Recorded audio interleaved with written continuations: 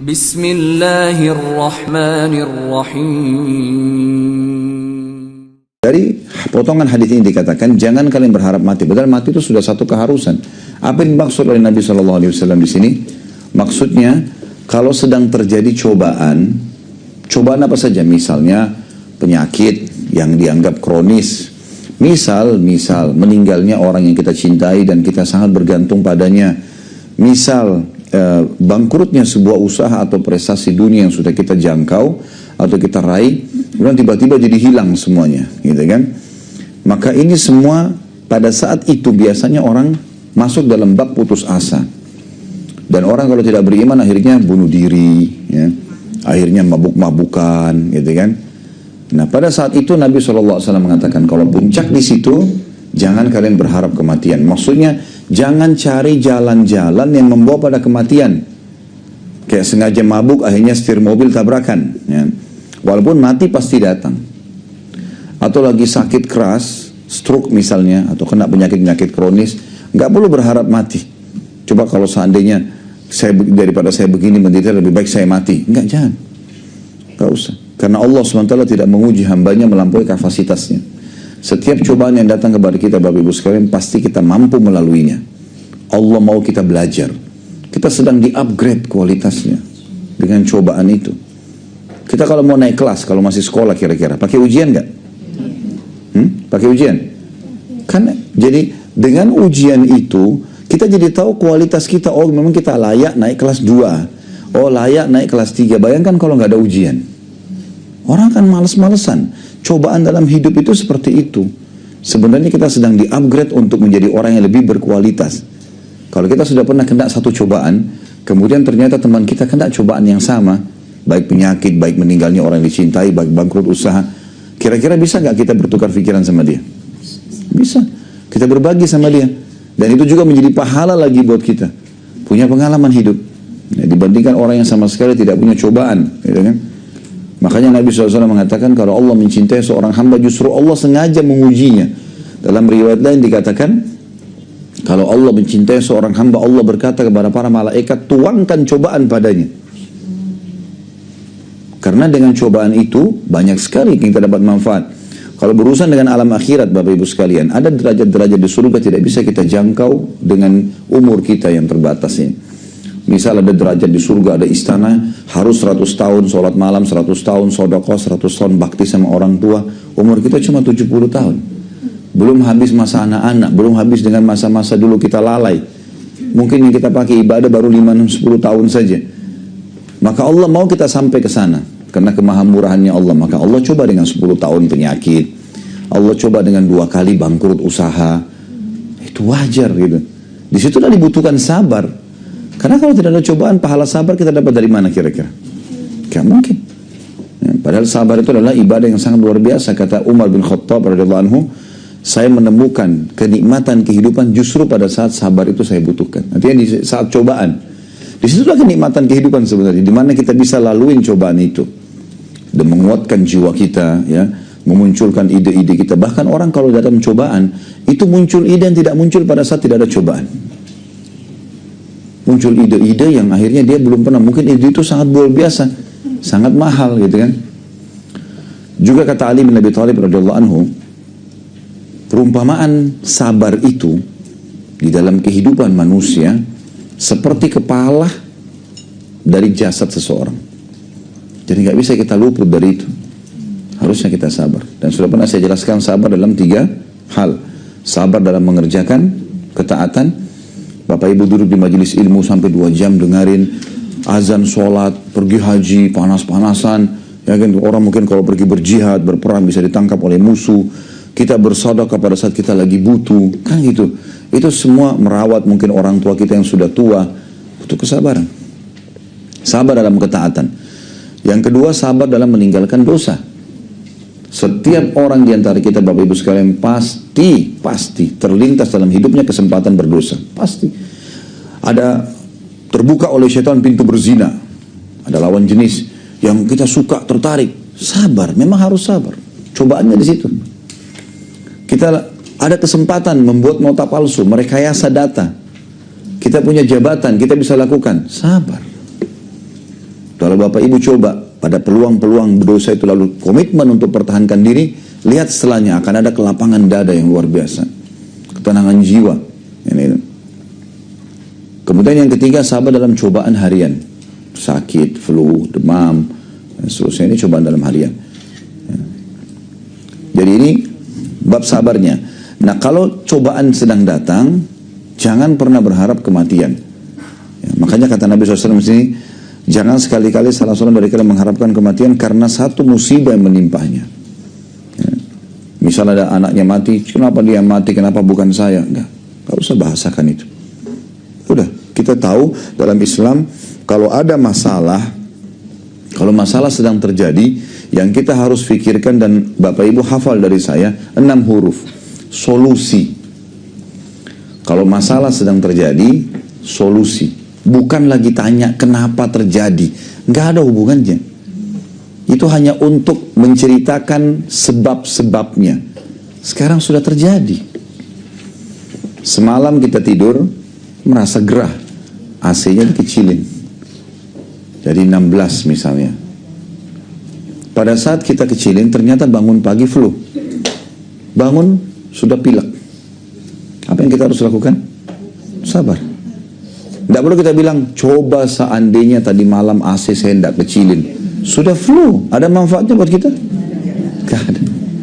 Itu cuma histori, yang sudah berlalu itu cuma histori saja.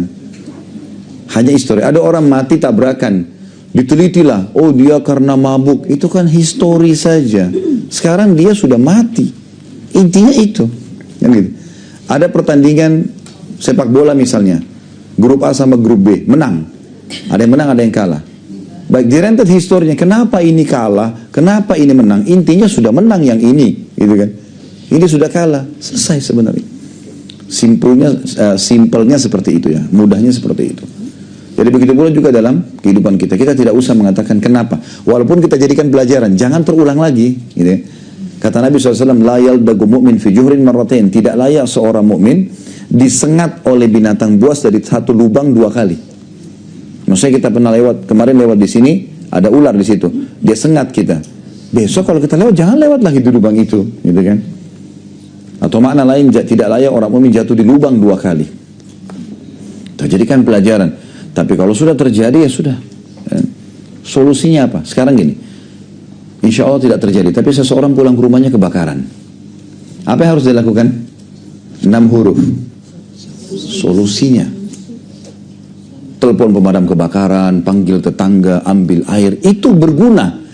Daripada Bapak Ibu teriak-teriak, rumahnya habis, suaranya juga habis. Tidak ada guna.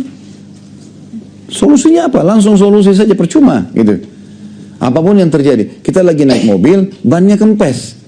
Solusinya, langsung aja cari mana bengkel.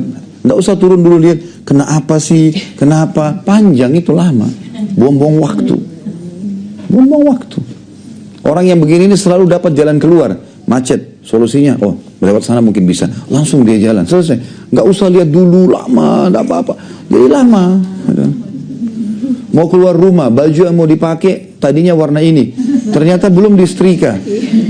Solusi, ambil baju lain, pakai, keluar, selesai. Ribut dulu sama mbaknya, kenapa ini. Ya, yang merasa kena, alhamdulillah. Memang harusnya begitu. Kita pengen makan ayam misalnya, yang kebetulan ada ikan, ya sudah, solusinya makan. Kan intinya makan. Yang rasa ikan, rasa ayam, rasa itu di ujung lidah. Kalau sudah masuk di tenggorokan, udah lupa mana ayam, mana ikan, mana sambal. Udah dikelola di badan. Kalau ada, alhamdulillah. Kalau tidak ada, solusi. Langsung jalan keluar. Selesai gitu loh. Jadi itu akan menemukan banyak sekali jalan keluar dalam hidup kita. Seperti itulah. Jadi kalau kita sedang ditimpa satu cobaan, penyakit atau apa saja, solusinya apa? Ikhtiar langsung. Berobat, tawakal kepada Allah. Dan sabar. Ini cobaan dari Allah. Gitu kan? Kalau enggak, kita mau dapat pahala dari mana? Makanya pernah saya sampaikan Nabi Ayub alaihissalam 20 tahun bahagia, tidak pernah ada penyakit, tidak pernah segala. Raja, nabi, kaya, gagah, istrinya juga cantik, anaknya 12 laki-laki semuanya. 20 tahun. Hari pertama tahun 21, pas setelah 20 tahun dia nikmat. Hari pertama di tahun 21-nya, dia kena penyakit kusta. Seluruh badannya nanah, ya, berwarna dan menular. Masyarakatnya tinggalkan. Takut terkena penyakitnya Nabi Ayub. Hari kedua, anaknya yang 12 orang laki-laki lagi makan di satu ruangan, atapnya rubuh. Mati semua 12-12-nya. Nggak ada sebab. Anak laki-lakinya semuanya sempurna. Hari ketiga, kekayaannya dia orang kaya raya. Peternakan dan perkebunannya kena hama. Yang lain nggak kena. Habis semua. Hewan ternaknya ratusan ekor, ribuan ekor mati semua. Kebunnya semua hancur. Cuma dia, yang lain nggak. Masyarakat lain akan. Nabi Ayub tidak pernah ucapkan satu pun kalimat, kenapa ya Allah. Oh, cobaan lagi datang, sudah diam, jalan. Istri juga sama-sama dia, cuma berdua saja. Sampai akhirnya rumahnya sudah dijual segala macam, dia tinggal di pinggir kota. Sampai 18 tahun. 18 tahun. Istrinya nanya setelah itu, wahai Nabi Allah, kita sudah laluin sekian lama nih. Mintalah kepada Allah, minta kepada Allah, minimal sembuhin penyakit Anda. Itu saja. Nggak usah minta anak lagi, nggak usah minta harta, saya sabar kok. Anda minta sembuh saja. Supaya Anda bisa berdakwah lagi. Niatnya istrinya baik. Apa kata suaminya? Nabi Ayub bilang, berapa tahun dulu kita rasa nikmat? Kata istrinya, 20 tahun. Sekarang berapa lama kita dicoba? 18 tahun. Masih malu saya minta sama Allah. Tunggu dulu. 20 tahun baru minta. Setelah 20 tahun Nabi Ayub bilang dalam surah Al-Quran, diceritakan satu ayat Al-Quran, A'udzu billahi minasyaitonir rajim, Rabbi anni massaniyad dur wa anta arhamur rahimin. Wahai Tuhanku, aku telah ditimpa penyakit, ya, dan kau zat yang maha penyayang. Enggak bilang ya Allah ini sudah 20 tahun nih. Harusnya enggak protes Allah. Dengan santunnya, ya Allah, aku ditimpa penyakit dan kau zat yang paling penyayang. Gara-gara sabar, dan kita kalau sabar teman-teman sekalian, sampai titik klimaksnya, jaga mulut kita jangan berkeluh kesah kecuali kepada Sang Pencipta Allah. Diam saja, keluh kesah kepada Allah. Sudah nggak tahan, sujud kepada Allah. Udu, sujud, berdoa. Karena kalau kita mengeluh kesah sama manusia, dia hanya bisa memberikan kita solusi, nggak jauh dari solusi kita kok sebenarnya. Sama-sama manusia. Bisa berhasil, bisa enggak. Tapi berkeluh kesah pada pencipta manusia, pencipta penyakit, pencipta masalah itu, pasti akan ada solusinya. Jalan keluarnya bagus.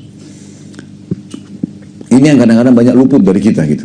Ya, luput, tidak tahu masalah. Bahkan kadang-kadang kita menghadapi masalah yang mungkin kita anggap kayak tidak mungkin, tanda kutip Allah bantu dia. Nanti kalau sudah mentok betul-betul, dokter pun angkat tangan kalau penyakit, baru dia kembali kepada Allah.